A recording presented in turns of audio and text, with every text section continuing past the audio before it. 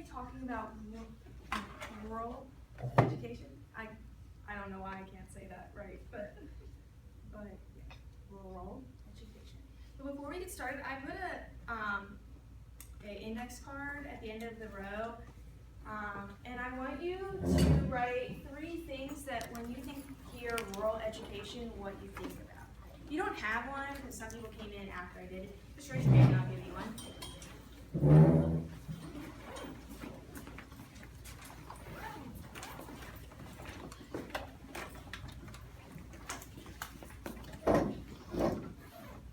A few people would like to share.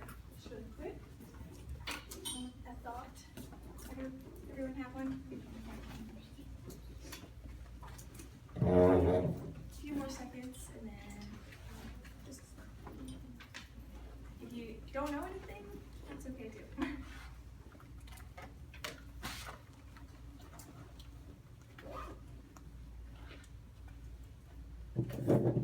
Any ideas? Yeah, go ahead. There would probably be small classrooms. Mhm. I was gonna say low income. Yeah. These are fun. Anyone else?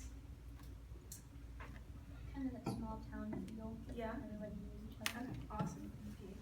Okay, so in this presentation, we will cover problems with rural education, government involvement in education, how we can make a difference, and learn about Sim School. Problems that rural education faces, they can have overcrowding, and they can also have too little of schools. Like there's too many kids in one classroom or too little.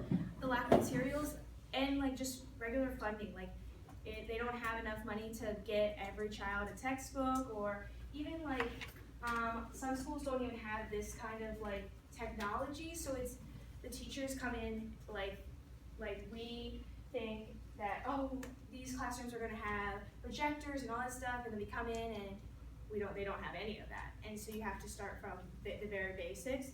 And the biggest issue is the lack of trained teachers. Lack of trained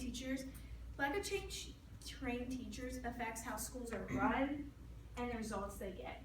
In one of the articles I read, it said fewer than 75% of primary school teachers are trained according to national standards.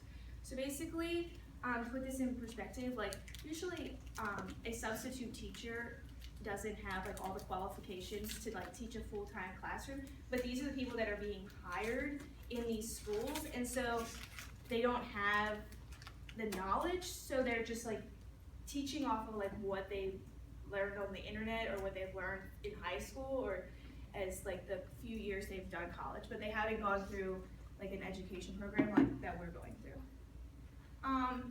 Government is trying to change education, and in one of my articles they talked about a lot of different like acts and laws that were being formed to help education, and one of them, it was the No Child Left Behind Act, and this holds like the states responsible that every child gets the proper education that they deserve, but this caused some issues with the smaller rural schools because the teachers were being forced to get like multiple subject certifications because they didn't have enough teachers in the schools to teach all the subjects, and so that made certain teachers like mad because they were like, I don't want to go back to school and pay for extra stuff when I went to school to study English, and so that made people a little frustrated. But how can you make a difference?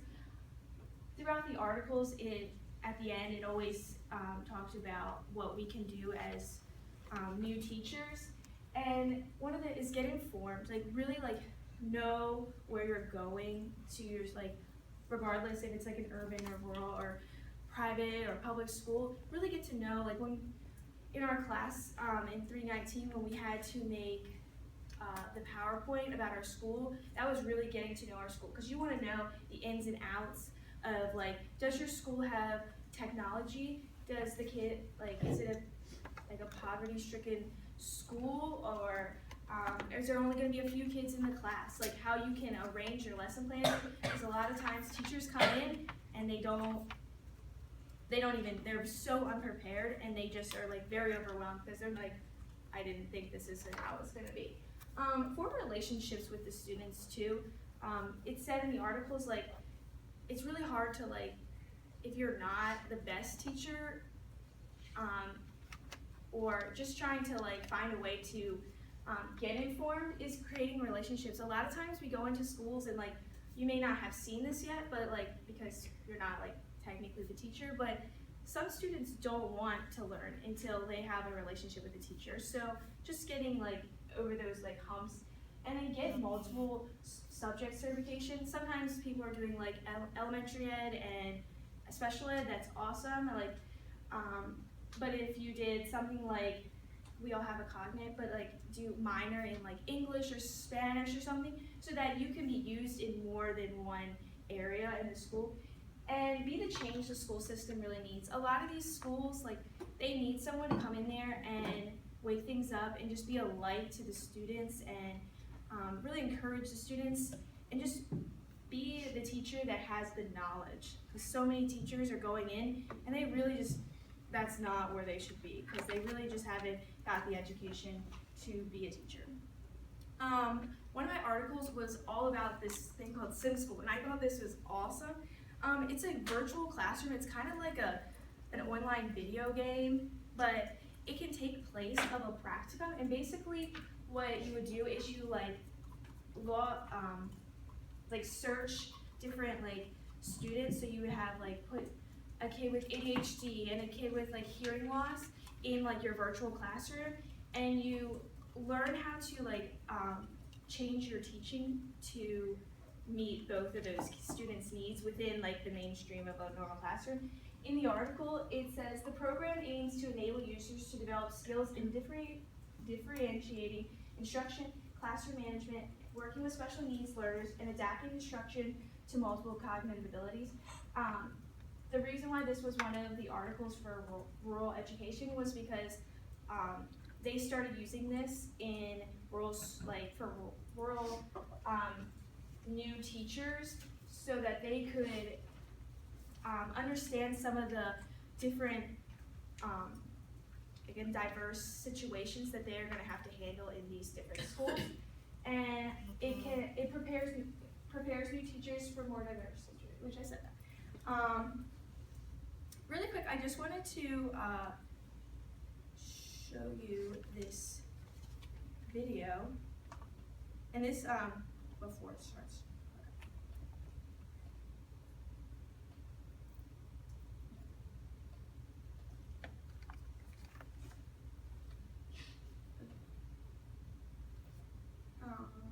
And I'm having a little technical difficulty with the sound, so we're just gonna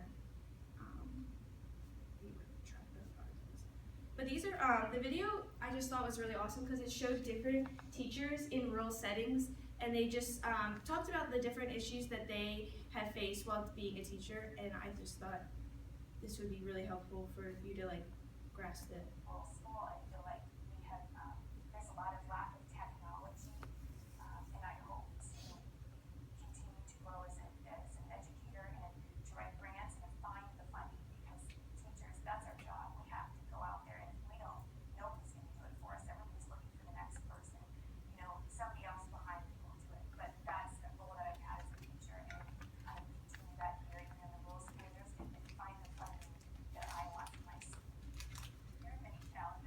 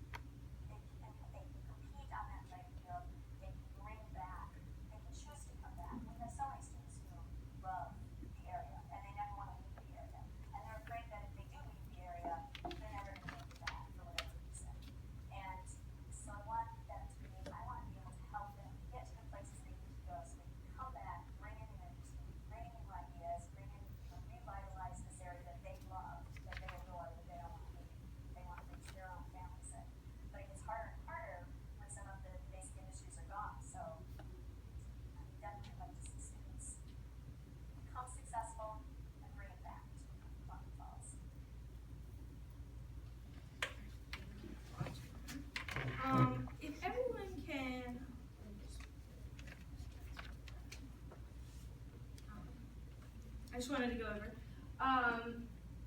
This presentation covered problems rural education faces, government involvement, how we can make a difference, and how SIM school can be used in rural schools. Now we're going to do a quiz. If everyone can get on their phones and go to Kahoot.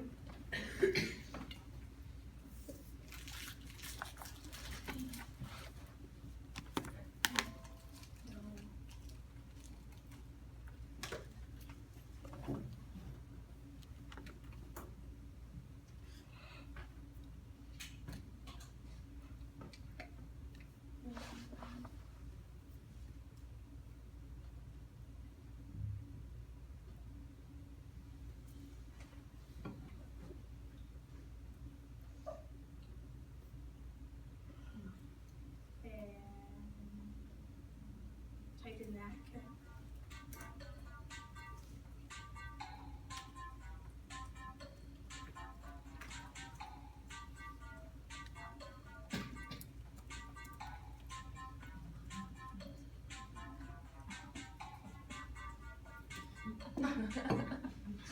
I've never seen that before. Okay, has everyone logged in? Okay.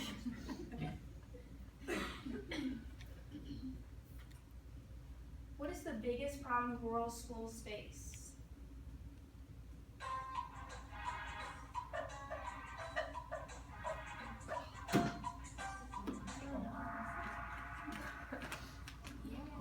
Good job. Lack of money is definitely, all three of them are, or all four of the answers are correct, but I was looking for lack of teachers. That's one of the biggest issues that the schools face.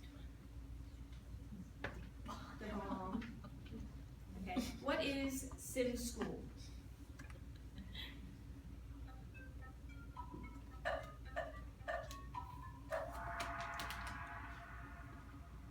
Good job.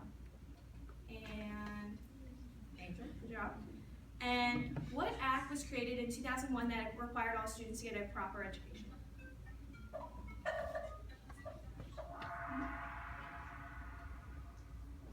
And Megan won.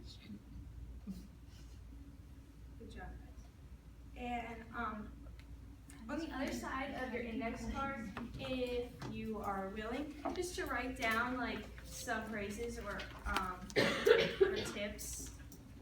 They're always helpful. Know what's good and bad about education. Thank you so much.